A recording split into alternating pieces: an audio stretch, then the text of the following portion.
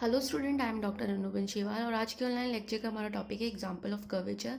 इससे अर्लियर जो online lecture था उसके अंदर हमने टेंजेंशियल पोलर इक्वेशंस और coordinates of centre of curvature study किया। तो उन्हीं फॉर्मूले जो हमने डिराइव किए थे अर्लियर लेक्चर के अंदर, उन्हीं के बेस्ड पर जो हमारे पास में क्वेश्चन है बुक के अंदर, वो हम यहाँ पर डिस्कस करेंगे। तो सबसे पहले हम एग्जाम्पल नंबर फर्स्ट में देखते हैं कि किस तरीके से हमारे पास में एक इक्वेशन दे रखी है कर्व की, और उसके लिए हम कैसे radius of curvature find out करते हैं। तो एक्चुअल में ये एग्जाम्पल कर्वेचर जो है वो हमारा टेंजेंशियल पोलर इक्वेशन के लिए है। दैट मीन्स अगर हमारी कोई इक्वेशन पी और साई की फॉर्म में दे रखी है, एंड सेकेंड थिंग, अगर हमें कोऑर्डिनेट्स फाइंड आउट करने हैं सेंटर ऑफ कर्वेचर के, तो इन ये दो टॉपिक जो है वो हम अर्लियर ऑनलाइन लेक्चर्स के अंदर पढ़ चुके हैं। इनके लिए हमने फॉर्मूले भी डिराइव किए हैं और उन्हीं का यूज़ हम यहाँ इन क्वेश्चंस को सॉल्व करने के लिए करेंगे। तो सबसे पहला जो क्वेश्चन है हमारे पास में वो है, find the radius of curvature at any point p psi of the circle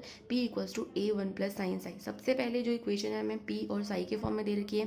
that means that is a tangential polar equation, और इसके लिए हमें क्या करना है, radius of curvature find out करना है।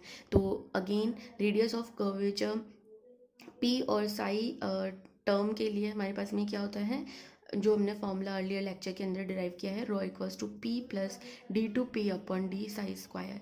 यानी कि इस फॉर्मूले के लिए हमें क्या चाहिए, एक तो पी की वैल्यू चाहिए, सेकंड थिंग हमें d two p upon d psi square की वैल्यू चाहिए। तो पी तो आपको इक्वेशन ऑफ कर्व जो दे रखा है वो इसी फॉर्म में दे रखा है, और आपको चाहिए d p by d psi and d two p upon d psi square. तो हम यहाँ पे क्या करेंगे, सबसे पहले d p by d psi की वैल्यू फाइंड आउट करेंगे। तो d p by d psi निकालने के लिए हम क्या करेंगे, इस एक्सप्रेशन का साई के रेस्पेक्ट में एक बार डिफ्रेंशिएशन करेंगे। तो डिफ्रेंशिएशन करने पर जो हमें टर्म प्राप्त होगी वो होगी ए कॉस साई। अब हमें क्या करना है, d two p upon d psi square find out करना है। तो इसी टर्म का हम क्या करेंगे, फिर से डिफ्रेंशिएशन करेंगे। तो d two p upon d psi square equals to हमारे पास में क्या हो जाएगा, इसका अगेन डिफ्रेंशिएशन करेंगे तो माइनस ए साइन साई। इस तरीके से हमने d p by d psi और d two p upon d psi square की वैल्यूज़ जो है वो फाइंड आउट कर ली है। अब फॉर्मूले के अंदर हमें रिक्वायर्ड है पी और d two p upon d psi square की। तो यहाँ पर हम पी और d two p upon d sine square की डी साई स्क्वायर की वैल्यू रख देंगे। तो यहाँ पर वैल्यूज़ पुट करने के बाद में हम देखेंगे पी की वैल्यू है a one plus sine psi, minus d two p upon d psi square की वैल्यू है माइनस ए साइन साई। अगर हम इसे सॉल्व करें तो हमें ईजिली एक कांस्टेंट ए प्राप्त हो रहा है, जो कि हमारे पास में क्या है, रेडियस ऑफ कर्वेचर हो जाएगी for the curve p equals to a one plus sine psi. तो इस तरीके से हमने देखा कि अगर कोई इक्वेशन हमें पोलर टेंजेंशियल फॉर्म में दे रखी है तो उसके लिए हम रेडियस ऑफ कर्वेचर के लिए इस फॉर्मूले का यूज़ करेंगे। इस चैप्टर के अंदर हमने जितने भी फॉर्मूले पढ़े हैं radius of curvature find out करने के, उन फॉर्मूलों में हमें ये ध्यान रखना है कि जिस भी फॉर्म में हमें हमारा इक्वेशन दिया जा रहा है कर्व का, उसी फॉर्म का हमें रेडियस ऑफ कर्वेचर फॉर्मूला उस पर अप्लाई करना है। अगर आपको पोलर इक्वेशन में दिया हुआ है आपकी कर्व की इक्वेशन, तो पोलर वाला फॉर्मूला यूज़ करना है। अगर पैडल में दे रखा है तो पैडल वाला फॉर्मूला यूज़ करना है। अगर कार्टेजन में दे रखा है तो कार्टेजन वाला फॉर्मूला यूज़ करना है। और अगर इस तरीके से पी और साई में दे रखा है तो हमें ये वाला एक्सप्रेशन यूज़ करना है।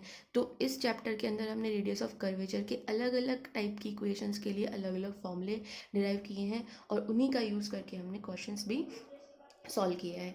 तो नेक्स्ट क्वेश्चन अब हम देखेंगे कोऑर्डिनेट्स फाइंड आउट करने के लिए। तो क्वेश्चन हमारे पास में कुछ इस तरीके से है, find the coordinates of the centre of curvature. आपको कोऑर्डिनेट्स फाइंड करने हैं सेंटर ऑफ कर्वेचर के लिए फॉर द कर्व आपको दे रखा है x square upon a square plus y square upon b square equals to 1। This is the ellipse, और इसका at the point x y पर हमें क्या करना है, centre of curvature find out करना है, और इसका इवोल्यूट भी हमें फाइंड आउट करना है, यानी कि केंद्रज भी हमें निकालना है। लैंग्वेज की कोई दिक्कत नहीं है, ये जो क्वेश्चन है आपकी हिंदी मीडियम की बुक में भी एज इट इज़ दे रखे हैं। तो अगर आपको इंग्लिश में समझने में दिक्कत हो तो आप इसकी लैंग्वेज जो है वो बुक में से हिंदी में से भी पढ़ सकते हैं। तो यहाँ पर हमारे पास में क्वेश्चन में हमसे पूछा गया है कि इलिप्स के किसी बिंदु एक्स वाई पर हमें क्या करना है, सेंटर ऑफ कर्वेचर के कोऑर्डिनेट्स फाइंड आउट करने हैं। तो यहाँ पर सबसे पहले हम क्या करेंगे, ये जो इक्वेशन है इलिप्स की, उसको हम क्या करेंगे, पैरामेट्रिक फॉर्म में यहाँ पर इसको सॉल्व करेंगे। आप चाहें तो इसे एक्स वाई फॉर्म में भी इजीली सॉल्व कर सकते हैं। इट्स अप टू यू कि आप इसमें से कौन सा वाला प्रोसीजर जो है वो अपनाना चाहते हैं। तो यहाँ पर मैंने पैरामेट्रिक फॉर्म लिया है, तो किसी भी इलिप्स की इक्वेशन को पैरामेट्रिक फॉर्म में हम इस प्रकार से लिख सकते हैं, x equals to a cos theta, y equals to b sine theta, जहाँ पर थीटा एक क्या है, पैरामीटर है। जैसे एक्स वाई के अंदर हमारे पास में एक्स क्या होता है, independent variable, y dependent variable होता है वहाँ पर। तो यहाँ हमारे पास में थीटा पैरामीटर है जिसके रिस्पेक्ट में हम डिफरेंशिएशन और ये सब फाइंड आउट करेंगे। तो सेंटर ऑफ कर्वेचर निकालना है, दैट मीन्स हमें एक्स बार और वाई बार की वैल्यू फाइंड आउट करनी है एट एनी पॉइंट थीटा। अब अगर हम इसे थीटा पैरामीटर की फॉर्म में देख रहे हैं तो एक्स वाई की जगह हम क्या कहेंगे, हमें थीटा पॉइंट पर इसके कर्वेचर जो है वो फाइंड आउट करने हैं। तो थीटा के अंदर अगर ये इक्वेशन हमें दे रखी है तो यहाँ से हम क्या निकाल सकते हैं, d x by d theta और d y by d theta निकाल सकते हैं। जबकि हमें एक्स बार और वाई बार का अगर फॉर्मूला याद है तो उसके अंदर हमें d y by d x और d two y upon d x square की टर्म्स जो है वो चाहिए होती है। तो यहाँ पर देखिए हम किस तरीके से d x by d theta और d y by d theta का एक्सप्रेशन निकाल लेंगे और उसके बाद में हम d y by d x का एक्सप्रेशन फाइंड आउट करेंगे। तो d x by d theta इस टर्म से हम फाइंड आउट करेंगे तो हमें एक्सप्रेशन मिलेगा माइनस ए साइन थीटा, और इस वाले एक्सप्रेशन से d y by d theta प्राप्त करके क्या प्राप्त होगा हमें, बी कॉस थीटा। इन दोनों की हेल्प से हम क्या निकाल सकते हैं, d y by d x. तो d y by d x को हमने वाई वन नाम दे रखा था एक्स बार और वाई बाई के फॉर्मूले में। तो वाई वन इक्वल्स टू हमारे पास में क्या हो जाएगा, अगर हम इस एक्सप्रेशन से निकालें तो minus b upon a cot theta, that means d y by d theta upon हम क्या कर देंगे, d x by d theta. तो हमें d y by d x की वैल्यू जो है वो प्राप्त हो जाएगी। इसी तरीके से हम वाई टू फाइंड आउट कर सकते हैं। वाई टू में हमें क्या करना है, इस एक्सप्रेशन का फिर से एक्स के रेस्पेक्ट में क्या करना है, डिफरेंशिएशन करना है। तो यहाँ पर इस एक्सप्रेशन का हम जब दोबारा डिफरेंशिएशन करेंगे एक्स के रेस्पेक्ट में, तो यहाँ अंदर जो टर्म है वो हमारे पास में थीटा की है और जो हमारा डिफरेंशिएशन है वो एक्स की टर्म में हो रखा है। तो हम क्या करेंगे, इसको ब्रेक कर देंगे, डी बाय डी थीटा और साथ में D theta by D x, क्योंकि हमारे पास में यहाँ पर अंदर टर्म थीटा की है और बाहर डिफरेंशिएशन एक्स के रिस्पेक्ट में हो रहा है। तो यहाँ हम इस डी एक्स को ब्रेक कर देंगे डी थीटा और D theta by D x के अंदर।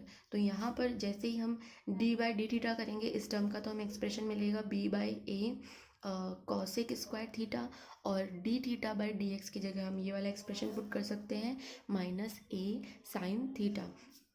तो यहाँ पर ये वैल्यूज़ हम जब पुट करेंगे तो फाइनल जो एक्सप्रेशन है वो हमारे पास में प्राप्त हो जाएगा हमें minus b upon a square cosec cube theta, यानी कि ये हमें प्राप्त हुआ है y2 और y1 की वैल्यू हमारे पास में आ गई minus b upon a cot theta. अब हम जानते हैं कि x बार का जो फॉर्मूला है वो हमारे पास में क्या है, x minus y1 1 plus y1 का स्क्वायर अपॉन y2। x की वैल्यू जो है वो हमारे पास में यहाँ से प्राप्त हो जाएगी a कॉस थीटा, और y1 की वैल्यू हम यहाँ से पुट कर देंगे, y2 की वैल्यू भी हमारे पास में है। तो ये सारी वैल्यूज़ यहाँ पुट करने के बाद में जब हम इसको सॉल्व आउट करेंगे तो सॉल्व करने पर हमें कुछ इस तरीके का एक्सप्रेशन प्राप्त होगा, a square minus b square upon a cos cube theta, यानी कि एक्स बार जो है वो हमें ये प्राप्त हो चुका है। इसे हम इक्वेशन नंबर फर्स्ट नाम दे देंगे। इसी तरीके से हम वाई बार के फॉर्मूले के अंदर वैल्यू पुट करेंगे वाई प्लस वाई वन का स्क्वायर अपॉन वाई टू। तो वाई की वैल्यू हमारे पास में बी साइन थीटा है, प्लस वाई वन और वाई टू का एक्सप्रेशन हमने फाइंड आउट किया था, तो उनकी वैल्यूज़ यहाँ पे पुट करेंगे तो हमारे पास में वाई बार के लिए एक्सप्रेशन हमें प्राप्त हो जाएगा b square minus a square upon b sine cube theta. अब यहाँ पर एक्स बार और वाई बार दोनों की वैल्यू पुट करेंगे तो ये हमारे पास में क्या हो जाएगा, सेंटर ऑफ कर्वेचर हो जाएगा, उसके कोऑर्डिनेट्स हो जाएंगे।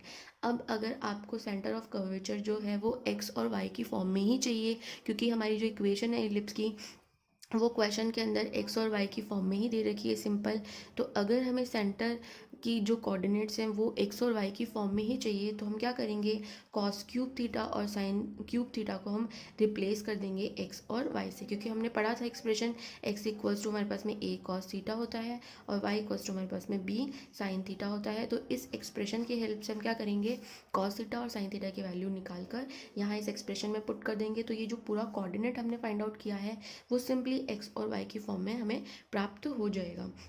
अब नेक्स्ट इस क्वेश्चन में हमसे पूछा गया था कि इवोल्यूट्स भी फाइंड आउट कीजिए, यानी कि केंद्रज भी फाइंड आउट हमें करना है। तो केंद्रज फाइंड आउट करने के लिए हम क्या करेंगे, ये जो हमने एक्स बार और वाई बार की वैल्यू निकाली है इसका यूज़ करके हम केंद्रज फाइंड आउट करेंगे। केंद्रज में हमें क्या करना होता है, सिंपल जो हमारा पैरामीटर होता है उस पैरामीटर को हमें विलुप्त करना होता है। तो उसको विलुप्त करने के लिए हम इस एक्सप्रेशन में क्या करेंगे, जैसे हमारा जो फर्स्ट वाला एक्सप्रेशन था एक्स बार, वो हमारे पास में था a square minus b square upon a cos cube theta, ये एक्सप्रेशन था हमारे पास में।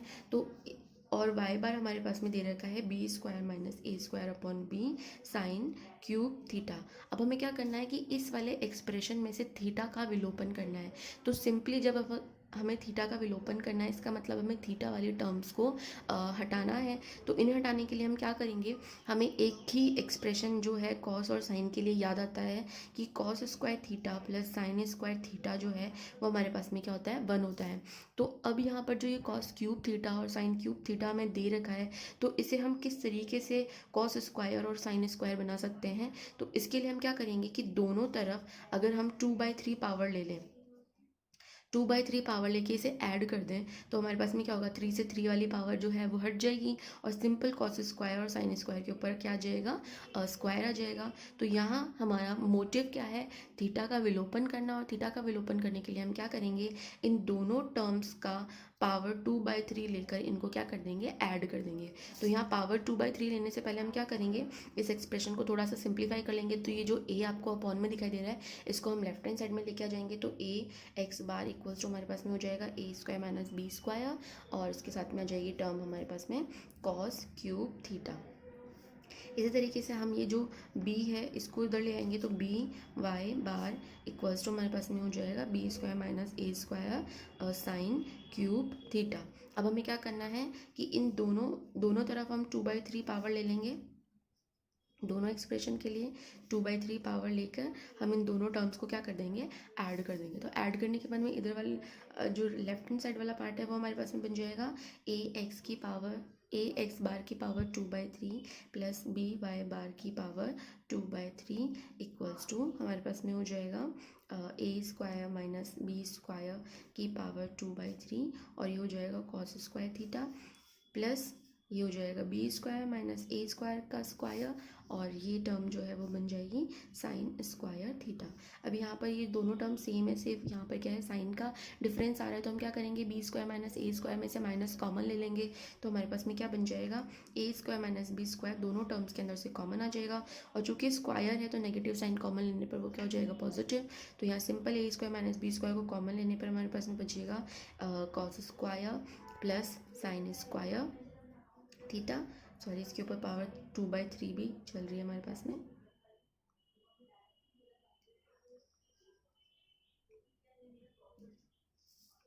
तो यहाँ हमारे पास में हो जाएगा cos square theta plus sine square theta. Cos square theta sine square theta जो है वो हमारे पास में क्या बन जाएगा, 1। तो सिंपल हमारे पास में एक्सप्रेशन आ जाएगा ए एक्स बार की power 2/3 plus b y bar की power 2/3 equals to a square minus b square 2/3। तो इवैल्यूट जो है वो हमारे पास में क्या हो जाएगा, ये वाला एक्सप्रेशन हमें प्राप्त हो जाएगा। And this is equation for evaluate, जो कि हमें इलिप्स दे रखा है उसके लिए। तो इसी तरीके से अगर हमें कोई क्वेश्चन दे रखा है जिसमें हमें सेंटर निकालना है किसी भी कर्वेचर का, तो हम सेंटर फाइंड आउट कर सकते हैं।